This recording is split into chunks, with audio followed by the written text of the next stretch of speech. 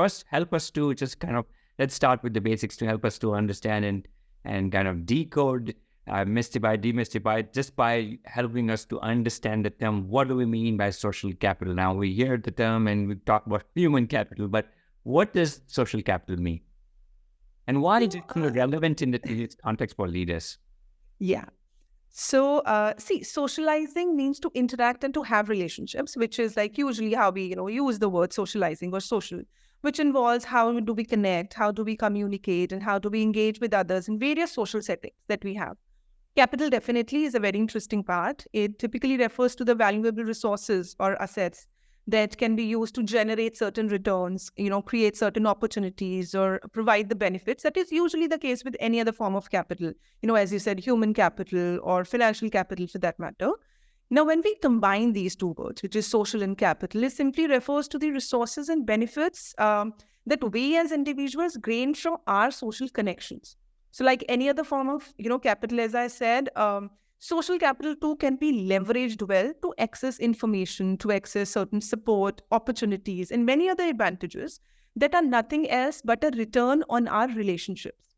So simply put, it's the value that comes from having strong relationships with other people.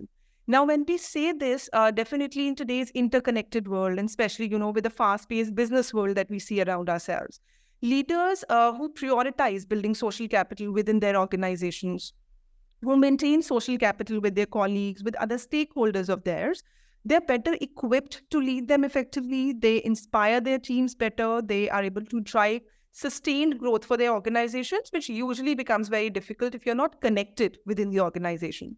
So navigating the challenges that come on, facing the headwinds with confidence is something, are certain traits that they get to have when they are building and prioritizing social capital.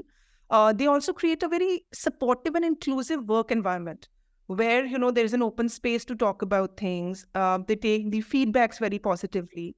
So with the entire environment, which becomes inclusive with their employees, their stakeholders, their industry peers, where communication is flowing freely, ideas are shared very openly, and teamwork is thriving. Definitely, they see a very long-serving, changing circumstance, which takes them and makes them up for any challenge that comes up, in their way. So not only that success comes their way, but success is sustained with everybody being a part of that success. So you're not leaving people out. So the belongingness in your environment, the work culture that grows in your, organization is very, very high. And thus it becomes very important for leaders to take care of the social capital or relationship building within their workplace.